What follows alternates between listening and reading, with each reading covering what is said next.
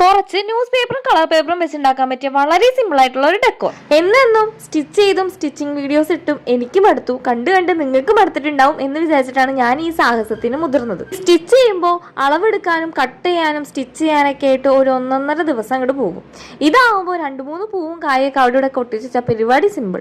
1-2 മണിക്കൂറിനുള്ളിൽ video edit ചെയ്ത് upload ചെയ്യാം എന്നായിരുന്നു എന്റെ മനസ്സിൽ. സത്യത്തിൽ 3 ദിവസം പോയ വഴി ഞാൻ കണ്ടിട്ടില്ല.